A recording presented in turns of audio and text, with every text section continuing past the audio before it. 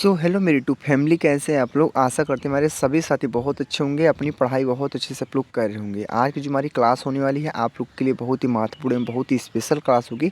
तो सभी साथी से निवेदन है, सभी साथी वीडियो को फुल वॉच करेंगे, कोई भी साथी वीडियो स्किप नहीं करेंगे साथी, ठीक है। ये जो हमारी क्लास होने वाली है आरपीएफ कांस्टेबल जीके जीएस 2025 के नए से स्टार्ट है मित्र। आज का कैप्सूल क्लास 25 नंबर पेपर में छपने वाला प्रश्न मित्र, ठीक है। बहुत ही ज़्यादा महत्वपूर्ण प्रश्न है। इस सारे प्रश्नों को अटेंड करना आप लोग के लिए बहुत ही अति आवश्यक है मित्र, ठीक है। बाकी आप लोग को पता है हम लोग ने मिलकर किरण पब्लिकेशन की जो बुक आती है साथी ना, यह बुक स्पेशल रेलवे के लिए ही बनी होती है मित्र, ठीक है। यह बुक जो स्पेशल रेलवे के लिए बनी होती है, इस बुक से हमने पूरी 41 PYQ सेट को 41 PYQ सेट को हमने पूरे 88 पार्ट में कवर किया है। सारी वीडियो पार्ट वाइज हमारे प्लेलिस्ट में RPF constable GK GS PYQ series के नाम से प्लेलिस्ट बनी हुई है, वहाँ पे सारी वीडियो आप लोग को पार्ट वाइज मिल जाएंगे।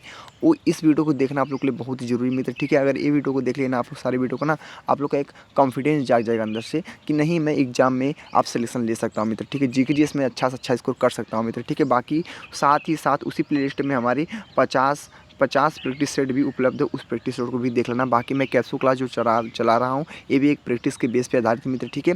ये सारे प्रश्न आप लोग के लिए बहुत ही महत्वपूर्ण है, ठीक साथ ही। और किसी प्रश्न को हल्के मत लेने का प्रयास मत कीजिएगा आप लोग, ठीक है। ये सारे प्रश्न बहुत ही महत्वपूर्ण है, ठीक है।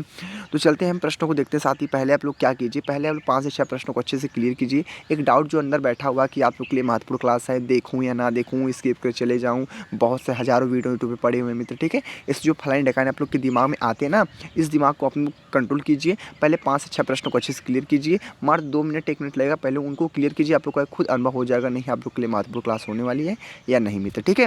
बाकी आप लोग को पता है सुबह शाम हमारा कैप्सूल क्लास, एक कैप्सूल आपको गुनगुने पानी के साथ में देता हूँ ठंड के समय मित्र, ठीक है। तो एक कैप्सूल क्लास को डेली अटेंड कीजिएगा। शाम को 7 से 8 बजे के बीच में मिलता है और सुबह 10 से 11 बजे के बीच में मिलता है मित्र, ठीक है। तो चलते हैं स्टार्ट करते हैं मित्र, टाइम वेस्ट ना करते हुए। बाकी जो हमारे मित्र भाई बहन लोग चैनल पर नए हमसे चैनल से जुड़े नहीं अभी तक, चैनल सब्सक्राइब नहीं किए हुए, चैनल सब्सक्राइब कर लें। जो बेल आइकन होता है, जो घंटा, उसको दबा दें। जो वीडियो का नोटिफिकेशन होता है ना, मैं जो वीडियो अपलोड करूँगा, जो वीडियो का नोटिफिकेशन होता है सबसे पहले आपके पास आएगा, तो पहले वीडियो आप लोग क्लिक करके देख लेंगे मित्र, ठीक है। चलते हैं हम टाइम वेस्ट ना करते हैं, प्रश्न को स्टार्ट करते हैं। पहला प्रश्न आप लोग का क्या बोला है, देखने का प्रयास कीजिए और उत्तर सभी हमारे साथी भाई बहन देंगे, ठीक है। और कोई भी हमारे साथी तुक्का का प्रयोग कतई नहीं करेगा, इतनी बात को ध्यान रखना। अगर आप लोग को सिलेक्शन चाहिए, वर्दी चाहिए, वर्दी के लिए पागल है आप लोग ना, तो आप लोग तुक्का मारना भूल जाइए मित्र, ठीक है। प्रश्न नंबर पहला बोला है, निम्नलिखित में से कौन प्रोटीन का सबसे उच्चतम स्रोत है मित्र, ठीक है। निम्नलिखित में से कौन प्रोटीन का जो सबसे उच्चतम स्रोत हो वही बताना आप लोग को। पहला ऑप्शन आप लोग का सोयाबीन है। सारी हमारी मित्र बहन लोग भाई लोग बता सकते हैं इस प्रश्न को, बहुत ही सिंपल है। पहला सोयाबीन है, दूसरा आप लोग का गेहूँ है, तीसरा आप लोग का सूरजमुखी है, चौथा आप लोग का चना है मित्र, ठीक है। निम्नलिखित में से कौन प्रोटीन का जो सबसे उच्चतम स्रोत है, तो पहला आंसर आप लोग का राइट आंसर हो जाएगा सोयाबीन। कितने साथियों का आंसर सही था वो साथी हमारे कमेंट करने का प्रयास करेंगे। बाकी चलते हैं स्टेप बाय अगले नेक्स्ट प्रश्न को, ठीक है। हम लोग एक ही प्रश्न को ना बहुत बार किस पढ़ाएंगे मित्र, ठीक है। और इसी वीडियो में ना सारे प्रश्नों को रटवा दूंगा, इतनी मेरी गारंटी है, मैं खुद गारंटी लेता हूँ मित्र, ठीक है। बस हमारे साथ आप लोग लगे रहिए एंड तक, ठीक है। तो ध्यान से पढ़ने का प्रयास कीजिए। आज का प्रश्न नंबर दूसरा है, अंतद्रवी जालिका की जो सतह होती है पर की उपस्थिति के कारण वह खुरदरी होती है, वह क्या होती है, खुरदरी होती है, यही तो बताना है आप लोग को।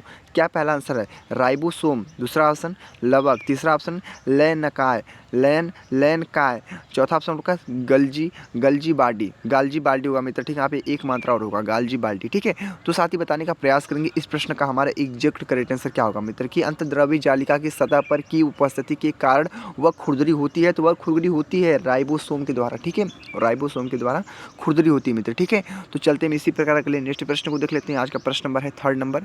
तो मित्र लोग 3rd नंबर प्रश्न क्या है, ध्यान से पढ़ने का प्रयास कीजिए। आज का 3rd नंबर प्रश्न बोला है, निम्नलिखित में से कौन सी उभयचर का उदाहरण नहीं है। देखिए हाँ नहीं में प्रश्न बना है, ऐसे साथी बहुत से हमारे साथी जो कंफ्यूजन में पड़ जाते हैं, इसलिए बोलता हूँ प्रश्न को बहुत ध्यानपूर्वक से पढ़ा कीजिए आप लोग, ठीक है। उभयचर का जो उदाहरण वन नहीं है, उभयचर का जो उदाहरण वन नहीं है, तो पहला ऑप्शन आप लोग का अश्वमीन है या नहीं है, बताना आप लोग को। दादुर है, फिर सी आंसर घड़ियाल है, चौथा आप लोग का मेढक है मित्र। बताने का प्रयास करेंगे कि निम्नलिखित में से कौन एक उभयचर का उदाहरण नहीं है, तो पहला आंसर आप लोग का राइट आंसर हो जाएगा अश्वमीन जो आप लोग का है उभयचर का उदाहरण नहीं मित्र, ठीक है। बाकी तीनों आप लोग के क्या है, उभयचर के उदाहरण है, ठीक है।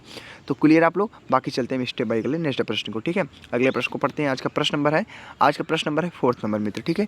क्या हमारा प्रश्न नंबर 4th नंबर क्या बोला है कि शीत निद्रा के दौरान मेढक निम्नलिखित में से श्वसन करता है। शीत निद्रा के दौरान मेढक निम्नलिखित में से सबसे श्वसन करता है, ठीक है।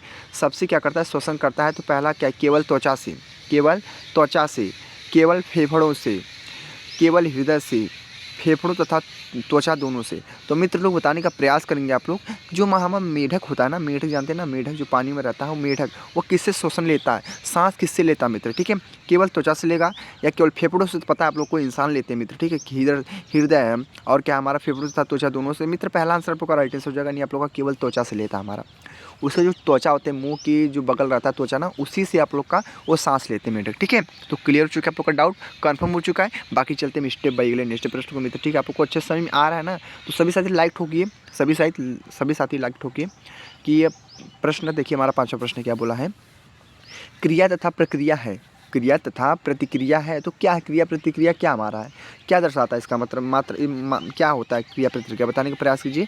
कि मात्रा में बराबर होती है, या क्या होता है मात्रा में बराबर होती हैं, या एक ही दिशा में होती हैं, या सदैव एक ही शरीर पर कार्यवाही होती हैं, या सदैव स्वतंत्र रूप से कार्यवाही होते हैं मित्र, ठीक है। तो सभी हमारे साथी बताने का प्रयास करेंगे इस प्रश्न का हमारा एग्जैक्ट करेक्ट आंसर क्या होगा मित्र, ठीक है। इस प्रश्न का राइट आंसर बहुत ही सिंपल एग्जैक्ट राइट आंसर जो क्या होगा, मात्रा में बराबर होती हैं। मात्रा में क्या होते हैं, बराबर होते हैं।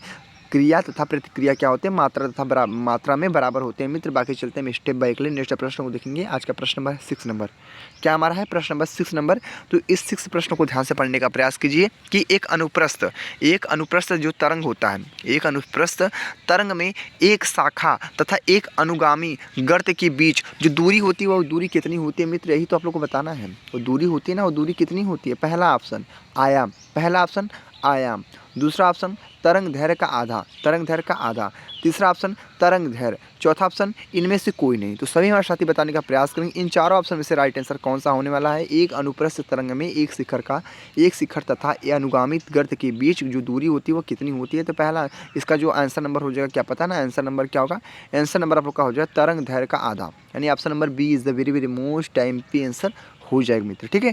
तो बहुत अच्छा आप लोग क्लियरिटी मैंने आप लोग को बता दिया। चलते हैं इसी प्रकार अगले नेक्स्ट पॉइंट पे।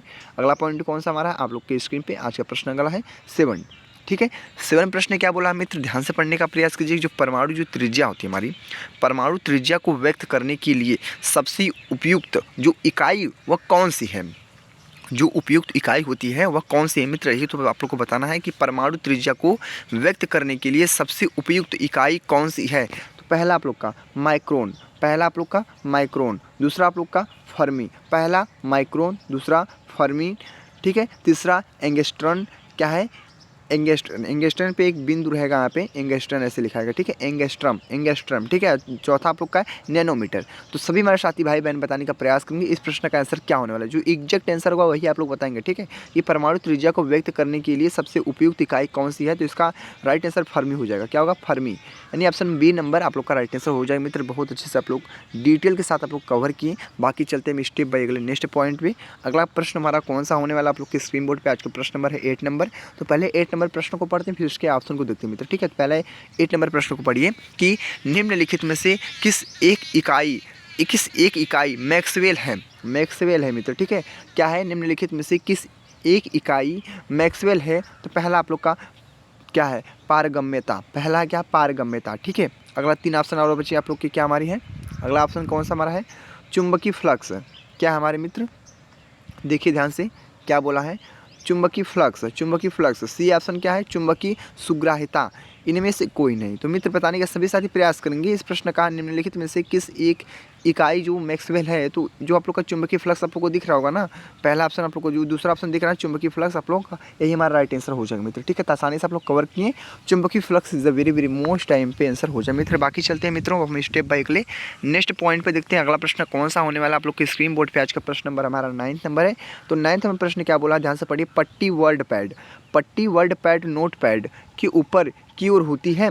पट्टी वर्ड पैड नोट पैड में ऊपर की ओर होती है। जो पट्टी हमारी होती है ना, वर्ड पैड नोट पैड के ऊपर होती है। तो पहला ऑप्शन मेन्यू, दूसरा ऑप्शन टाइटल, पहला मेन्यू दूसरा टाइटल, तीसरा फॉर्मेट, ठीक है, तीसरा और चौथा आप लोग का टूल होता है मित्र, ठीक है। तो सभी हमारे साथी बताने का प्रयास करेंगे इस प्रश्न का हमारा एग्जैक्ट करेक्ट आंसर क्या होगा कि पट्टी वर्ड पैड नोट पैड में ऊपर की ओर होती है। तो इसका जो ऑप्शन नंबर हो जाएगा टाइटल, टाइटल आप लोग का क्या होगा मित्र, राइट आंसर हो जाएगा। B answer is the very very most time answer हो जाए मित्र। बहुत अच्छे से क्लियरिटी बाई आप लोग खत्म किए। चलते हैं स्टेप बाय अगले नेक्स्ट प्रश्न को, ठीक है। अगले प्रश्न को ध्यान से पढ़ने का प्रयास कीजिए। आज का प्रश्न नंबर है 10th नंबर। 10th नंबर प्रश्न क्या बोला, ध्यान से पढ़िए और उत्तर देने का सभी हमारे साथी प्रयास करेंगे, ठीक है। कोई भी साथी कंजूसी नहीं करेगा। सभी हमारे भाई बहन उत्तर दीजिए आप लोग कमेंट बॉक्स में। गलत सही आप लोग को जो भी आ रहा है आप लोग कमेंट कीजिए साथी, ठीक है। मैं तो बता रहा हूँ ना आप लोग को। बोला है रेशम का जो उत्पादन होता है वह यहाँ से प्रारंभ होता है, वह यहाँ से प्रारंभ हुआ था। रेशम का जो हमारा उत्पादन हुआ था वह यहाँ से प्रारंभ हुआ था। वो कौन सा राज्य है, ठीक है। क्या हमारा जापान है, क्या हमारा जापान है, चीन है, मिस्र है, भारत है। तो मित्र लोग बताने का प्रयास कीजिए जो रेशम है और रेशम का जो उत्पादन होता है वह यहाँ से आरंभ होता है। यहाँ से आरंभ मतलब कहाँ से, चीन से। कहाँ से, चीन से। चीन से आरंभ होता है जो रेशम होता है ना, वो कहाँ से इसका आरंभ होता है, चीन से आरंभ होता है मित्र, ठीक है। तो अच्छे से क्लियर किए एकदम अच्छे से ना। चलते हैं स्टेप बाय अगले नेक्स्ट प्रश्न को देखते हैं। अगला प्रश्न कौन सा होने वाला है आप लोग के स्क्रीन बोर्ड पे। आज का प्रश्न नंबर है 11th नंबर। आज के 11th प्रश्न को बहुत ही ध्यान से पढ़ने का सभी साथी प्रयास करेंगे। तो क्या बोला है, पहले जो 11 प्रश्न मित्र बोला है कि निम्नलिखित में से कौन सी एक ठोस पदार्थ का विशेषता नहीं है मित्र, ठीक है। निम्नलिखित में से कौन सी एक ठोस पदार्थ की जो हमारी विशेषता वह नहीं है। क्या बोला है, नहीं है, ध्यान रखिएगा, ठीक है। प्रश्न को बहुत ही एकदम ध्यान से पढ़िए आप लोग, ठीक है। तो बोला है निम्नलिखित में से कौन सी एक ठोस पदार्थ का विशेषता नहीं है। तो ध्यान से इसके ऑप्शन को पढ़ते हैं। क्या आप लोग का पहला ऑप्शन क्या हमारा, उच्च संपीड्यता। उच्च संपीड्यता क्या है, उच्च घनत्व। फिर क्या हमारा, नियमित आकार। फिर क्या हमारा, उच्च कठोरता। क्या है, उच्च कठोरता। तो मित्र लोग बताने का प्रयास करेंगे इस प्रश्न का हमारा एग्जैक्ट करेक्ट आंसर क्या होगा।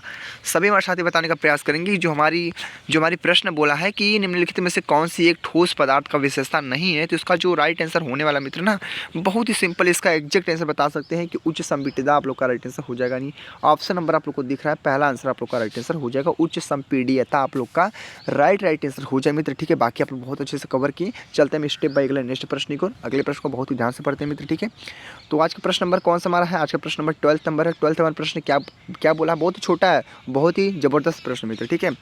तो प्रश्न नंबर 12 हमारा बोला है कि परमाणु के नाभिक जो घटक है वह क्या है। परमाणु की जो नाभिक का घटक होता है वह क्या होता है, यही तो बताना आप लोग को। आसानी से बता भी सकते हैं। पहला प्रश्न, पहला ऑप्शन आप लोग, पहला जो ऑप्शन आप लोग क्या है, प्रोटॉन तथा न्यूट्रॉन। परमाणु के नाभिक के जो घटक होते हैं प्रोटॉन तथा न्यूट्रॉन होते हैं। दूसरा, न्यूट्रॉन तथा इलेक्ट्रॉन होते हैं। तीसरा, केवल न्यूट्रॉन होता है। और चौथा, केवल प्रोटॉन होता है। तो बताने का प्रयास कीजिए आप लोग, तुक्का मत मारिएगा आप लोग। अगर सिलेक्शन चाहिए वर्दी के लिए पागल है तो तुक्का क्यों मारेंगे आप लोग, आप ही लोग बताइए, तुक्का क्यों मारेंगे। आप लोग को इतना पता है ना, -1/3 की नेगेटिव मार्किंग भी उपलब्ध है ना इस एग्जाम में, कैसे तुक्का मारेंगे आप लोग बताइए।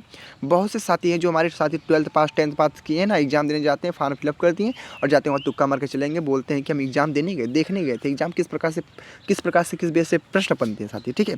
ऐसा मत कीजिए, खिलवाड़ मत कीजिए आप लोग तैयारी कीजिए, मेहनत कीजिए कि वर्दी मिल सके। आप लोग को पता है यार भाई, 6 साल 5 साल बाद वैकेंसी आती है, आप लोग मेहनत नहीं करते हैं।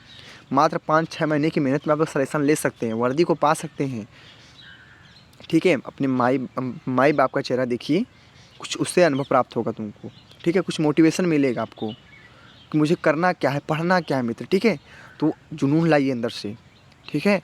परमाणु के नाभिक के जो घटक होते हैं वो क्या होता है, सभी साथी बताने का प्रयास करेंगे, सभी साथी, ठीक है। क्या हमारा प्रोटॉन तथा न्यूट्रॉन आप लोग का राइट आंसर हो जाएगा। पहला answer is the very very most IMP answer हो जाए मित्र, ठीक है। मैं जो बोलता हूँ कड़वा बोलता हूँ लेकिन सत्य बोलता हूँ, ठीक है। आप लोग को भले बुरा लगे। चलते हैं स्टेप बाय अगला नेक्स्ट प्रश्न को देखते हैं। अगला प्रश्न कौन सा है, आज का प्रश्न नंबर है 13 नंबर। 13 नंबर प्रश्न बोला है कि किसी पदार्थ की एक मोल का द्रव्यमान ग्राम में क्या कहलाता है। किसी पदार्थ की एक मोल का द्रव्यमान ग्राम में क्या कहलाता है मित्र, बताने का सभी साथी प्रयास करेंगे। इस प्रश्न का एग्जैक्ट आंसर क्या होगा। पहला आंसर आणविक द्रव्यमान है, दूसरा ऑप्शन मोलर द्रव्यमान है, तीसरा ऑप्शन परमाणु द्रव्यमान है, डी ऑप्शन नाभिकीय द्रव्यमान है। सेम टू सेम डिट्टो प्रश्न आप लोग को मिलेंगे और आप लोग को इसी में से एक प्रश्न को राइट मारना होगा जो आप लोग का राइट आंसर होगा मित्र, ठीक है। बाकी इस प्रश्न का जो हमारा एग्जैक्ट करेक्ट आंसर होगा आणविक द्रव्यमान आप लोग का क्या होगा, राइट आंसर हो जाएगा मित्र, ठीक है। यानी आप लोग 14 प्रश्नों की बहुत अच्छे से क्लियरिटी बाई आप लोग को खत्म किए, ठीक है। किसी पदार्थ की एक मोल का जो द्रव्यमान होता है वो ग्राम में क्या कहलाता है, तो आणविक द्रव्यमान कहलाता है मित्र, ठीक है। बाकी चलते हैं स्टेप बाय अगले नेक्स्ट प्रश्न को देखते हैं। आज का प्रश्न नंबर है 14 नंबर, आप लोग का 14वां प्रश्न मित्र, ठीक है। 14 प्रश्न क्या बोला है कि निम्नलिखित में से डॉग फिश का जो आवास होता है वह क्या होता है। डॉग फिश का जो आवास होता है हमारा वह क्या होता है मित्र, बताने का सभी साथी प्रयास करेंगे। समुद्र होता है, पहला समुद्र होता है, दूसरा दल बदल होता है, दलदल होता है, ठीक है, दल बदल नहीं, दलदल होता है, ठीक है। समुद्र, दलदल, नदी, झील। तो सभी साथी बताने का प्रयास करेंगे इस प्रश्न का हमारा एग्जैक्ट आंसर क्या होने वाला मित्र, ठीक है। तो बताने का सभी साथी प्रयास करिए। इस प्रश्न का जो हमारा राइट आंसर होगा समुद्र होगा आपका राइट आंसर, ठीक है। समुद्र is the very very most IMP answer हो जाएगा। बाकी चलते हैं स्टेप बाय अगले सीढ़ी पर चढ़ते हैं साथी, ठीक है। स्टेप बाय अगले नेक्स्ट प्रश्न को देखते हैं। आज का प्रश्न नंबर है 15 नंबर यानी 15 नंबर प्रश्न क्या बोला आप लोग को ध्यान से पढ़ने का प्रयास कीजिए कि निम्नलिखित में से किस पारिस्थितिक तंत्र में बैंथिक क्षेत्र पाया जाता है मित्र, ठीक है। क्या कहता है, तंत्रिक क्षेत्र में बैंथिक क्षेत्र पाया जाता है। तो बहुत अच्छा प्रश्न आप लोग आसानी से बता सकते हैं मित्र, ठीक है। पहला ऑप्शन आप लोग का है नमकीन पानी पारिस्थितिक, दूसरा है मीठा पानी पारिस्थितिक, तीसरा है टुंड्रा। और टुंड्रा कैसे लिखा है, टुंड्रा ऐसे लिखा था, ठीक है। टुंड्रा मित्र ऐसे लिखा है, क्या, टुंड्रा ऐसे लिखा है, ठीक है। यहाँ पे देखिए उसको ऐसे लिखा है हमने, टुंड्रा, थोड़ा टाइपिंग मिस्टेक आप लोग समझ सकते हैं, टुंड्रा परिस्थितिक, ठीक है। और डी ऑप्शन आप लोग का 1 परिस्थितिक आप लोग का, ठीक है। तो बाकी इस प्रश्न का आंसर देने का सभी साथी प्रयास करेंगे। इस प्रश्न का हमारा एग्जैक्ट आंसर, करेक्ट आंसर क्या होने वाला मित्र, ठीक है। सभी मित्र भाई लोग बताने का प्रयास करेंगे। इस प्रश्न का जो हमारा राइट आंसर होगा क्या होगा, नमकीन पानी परिस्थितिक आप लोग का राइट आंसर हो जाएगा। यानी option number A is the very very most IMP answer हो जाएगा मित्र, ठीक है। तो क्लियर किया अच्छे से। बाकी चलते हैं स्टेप बाय अगले नेक्स्ट प्रश्न की ओर। अगला प्रश्न कौन सा होने वाला है आप लोग के स्क्रीन बोर्ड पे, आज का प्रश्न नंबर है 16, ठीक है। यानी आप लोग का 16वां प्रश्न मित्र। 16वां प्रश्न क्या बोला, ध्यान से पढ़िए कि जो बासिल होता है, हमारा बासिल जो सम्मेलन होता है वह मुख्य उद्देश्य क्या है उसका। बासिल जो सम्मेलन होता है उसका मुख्य उद्देश्य क्या है, यही तो आप लोग को बताना है। बहुत ही सिंपल, आप लोग आसानी से बता सकते हैं मित्र, लोग बता सकते हैं। पहला ऑप्शन आप लोग का ओजोन परत का जो संरक्षण है, दूसरा है जैव विविधता का संरक्षण है, तीसरा आप लोग का ग्लोबल वार्मिंग है, और डी आप लोग का है जलवायु परिवर्तन है मित्र, ठीक है। तो आसानी से बता सकते हैं इस प्रश्न का हमारा राइट आंसर क्या हो सकता है कि मित्र कि बासिल सम्मेलन का जो मुख्य उद्देश्य है वह क्या है। इसका ऑप्शन नंबर मार देंगे, ठीक, आप लोग जैव विविधता का संरक्षण, क्या, जैव विविधता का संरक्षण आप लोग का क्या होगा मित्र, हमारा राइट आंसर हो जाएगा। तो आसानी से आप लोग क्लियर किए, हमने 16 प्रश्नों को भी बहुत अच्छे से देखा। चलते हैं इसी प्रकार अगले नेक्स्ट पॉइंट पे, अगले प्रश्न को देखते हैं मित्र लोग। आज का प्रश्न नंबर है 17 यानी लोग का 17वां प्रश्न मित्र, ठीक है। तो बहुत अच्छे से ध्यान से पढ़ने का प्रयास कीजिए, उत्तर देने का प्रयास कीजिए आप लोग। प्रश्न 17 है कि IMF ने भविष्यवाणी की क्या बोला है, IMF ने भविष्यवाणी की है, IMF ने भविष्यवाणी की है कि वित्त वर्ष 2024 में भारत GDP वृद्धि दर होगी। तो मित्र बताने का प्रयास कीजिए। 5.9%, 5.9%, 6.3%, 6.1%, 6.8%। मित्र बताने का प्रयास कीजिए कि IMF ने भविष्यवाणी की है कि वित्त वर्ष 2024 में भारत की GDP वृद्धि दर होगी। तो सभी साथी बताने का प्रयास करेंगे इस प्रश्न का हमारा एग्जैक्ट आंसर क्या होने वाला है। इसका जो राइट आंसर होगा आप लोग का 6.3% आप लोग का राइट आंसर हो जाएगा, ठीक है। तो हमने 17 प्रश्नों को बहुत अच्छे से क्लियर किया। बाकी चलते हैं स्टेप बाय अगले नेक्स्ट प्रश्न की ओर।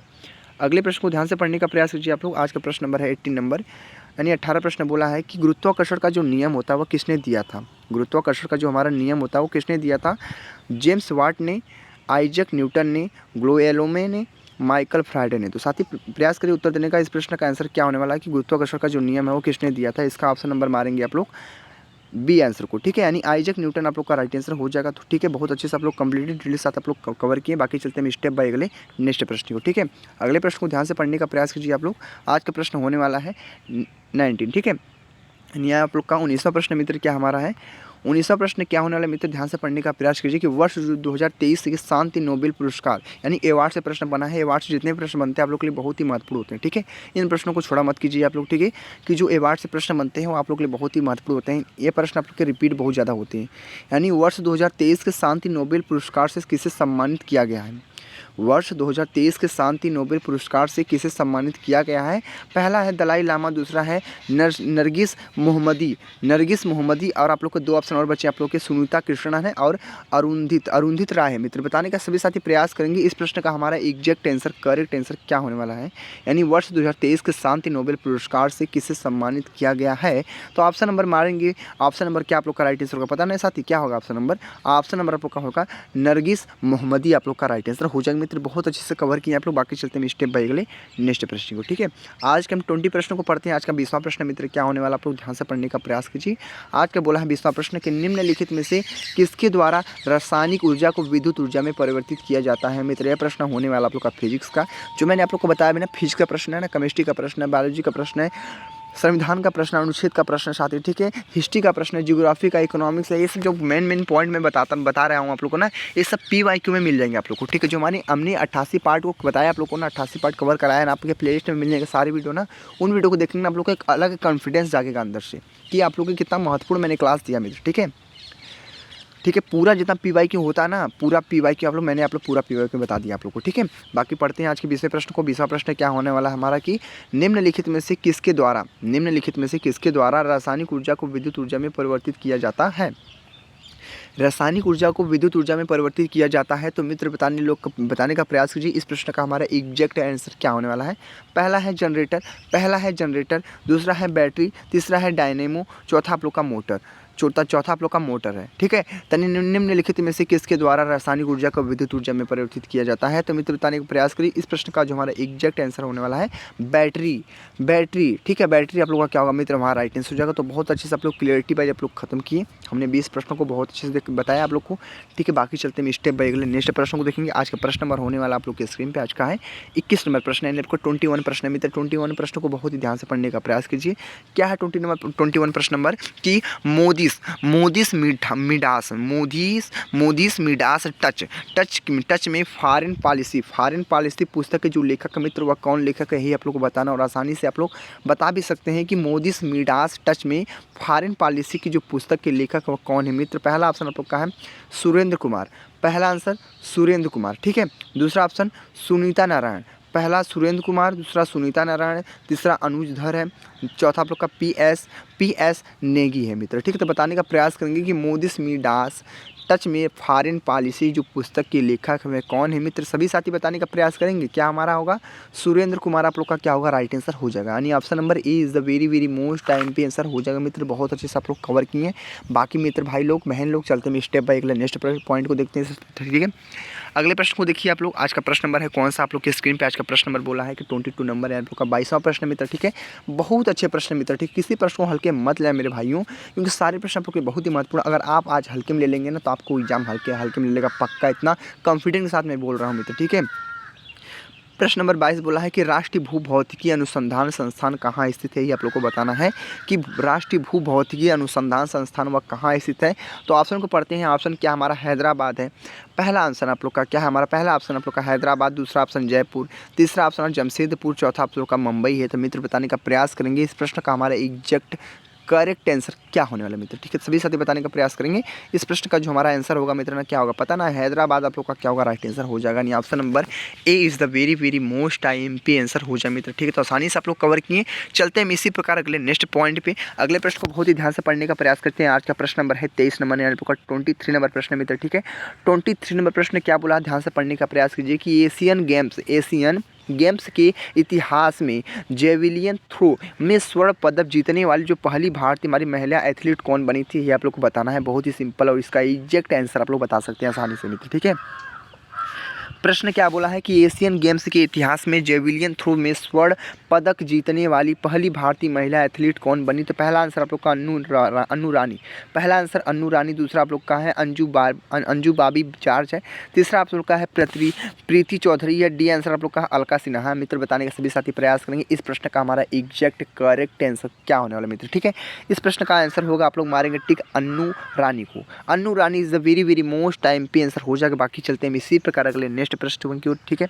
आज के अगले प्रश्न को देखते हैं मित्र। आज का प्रश्न नंबर है 24 नंबर प्रश्न क्या बोला, ध्यान से पढ़ने का प्रयास कीजिए। आज का 24 नंबर प्रश्न बोला है कि निम्नलिखित में से कौन सा हमारा जो शब्द होता है वो टेनिस से संबंधित नहीं है मित्र। देखिए हमारा हाँ नहीं में प्रश्न बन चुका है, तो ध्यान से पढ़ेंगे आप लोग कि निम्नलिखित में से कौन सा हमारा जो ऐसा शब्द है जो टेनिस से संबंधित नहीं है। पहला आंसर आप लोग का गोल है, दूसरा ऑप्शन आप लोग का सर्विस है, सर्विस ब्रेक है, और तीसरा आप लोग का सेट है, और चौथा आप लोग का मित्र हमारा क्या है वाली है, ठीक है। तो बताने का प्रयास करेंगे मित्र भाई लोग बहन लोग इस प्रश्न का हमारे एग्जैक्ट करेक्ट आंसर क्या होने वाला है कि निम्नलिखित में से कौन सा ऐसा शब्द है हमारा जो टेनिस से संबंधित नहीं है, टेनिस से संबंधित नहीं है। तो इसका जो एग्जैक्ट आंसर होगा मैं बता देता हूँ क्या होगा। गोल आप लोग को दिख रहा है, पहला आंसर आप लोग का गोल मार देंगे टिक, पहला आंसर आप लोग को लग जाएगा गोल को टिक, ठीक है। तो अच्छे से आसानी से क्लियर किया। बाकी चलते हैं आज के अंतिम प्रश्न को। आज का अंतिम प्रश्न आपका 25वां है। इस 25 प्रश्न को बहुत ही ध्यान से पढ़ेंगे और इस 25 प्रश्नों को करने के बाद आप लोग को कमेंट बताना है पूरी 25 प्रश्न में से कितने प्रश्न आप लोग के सही हुए हैं और कितने प्रश्न गलत हुए मित्र, ठीक है। सभी से रिक्वेस्ट है, सभी हमारे भाई बहन बताने का प्रयास करेंगे, ठीक है। बाकी 25 प्रश्न को ध्यान से पढ़ने का प्रयास कीजिए आप लोग। आज का 25 प्रश्न बोला है कि भारत में योजना आयोग का जो गठन है वो किस वर्ष में किया गया था मित्र। ठीक है, भारत में योजना आयोग का जो गठन है वह किस वर्ष में किया गया था। तो पहला आंसर आप लोग का दिया है 1950 पहला आंसर। दूसरा ऑप्शन 1952, तीसरा ऑप्शन 1947, डी ऑप्शन आप लोग का 1949 है मित्र। बताने का सभी साथी प्रयास करेंगे। इस प्रश्न का जो हमारा एग्जैक्ट करेक्ट आंसर होगा 1950 वाला आप लोग का राइट आंसर हो जाएगा मित्र। आप लोग को अच्छे से कवर कर लिए, देख लिए हमने पूरी 25 प्रश्नों को बहुत ही आसानी से आप लोग को एकदम अच्छे से डिटेल साथ आप लोग को बता दिया। वीडियो आप लोग को कैसी लगी आप लोग कमेंट बताना। बाकी जो हमारे मित्र भाई बहन, जो हमारे बहन है, जो हमारे भैया हैं, जो हमारे प्रिय मित्र भाई बहन जो भी लोग हैं जो हमारे चैनल पे अभी तक नए हैं, अभी तक चैनल से जुड़े नहीं हो, चैनल सब्सक्राइब कर लें, क्योंकि यह चैनल आप लोग के लिए बहुत ही महत्वपूर्ण मित्र होने वाला है मित्र। ठीक है, आगे जाकर बहुत महत्वपूर्ण होगा। ठीक है, तो देख रहे हैं आज की इस कैप्सूल क्लास में हमने 25 पार्ट को भी खत्म किया आसानी से मित्र। ठीक है, तो वीडियो थोड़ी भी अच्छी लगी होगी ना तो आप लोग कमेंट कर देना। बाकी चैनल सब्सक्राइब करके बेल आइकन को प्रेस कर देना कि वीडियो का जो नोटिफिकेशन सबसे पहले आपके पास है मित्र। बाकी आप लोग को एग्जाम को पता है, एग्जाम आप लोग को मैंने हर एक वीडियो में आप लोग को बताता हूँ, एग्जाम आपका मार्च में होगा मित्र। ठीक है, आप लोग एकदम एकदम निश्चिंत रहिए, आप लोग का एग्जाम कब होने वाला है, एग्जाम आपका मार्च में होगा मित्र। ठीक है, यही बोलूँगा, आप लोग मेहनत कीजिए, आप लोग का सिलेक्शन हो जाए मित्र। ठीक है, मैं यही दुआ करूँगा, भगवान से प्रे करूँगा साथी।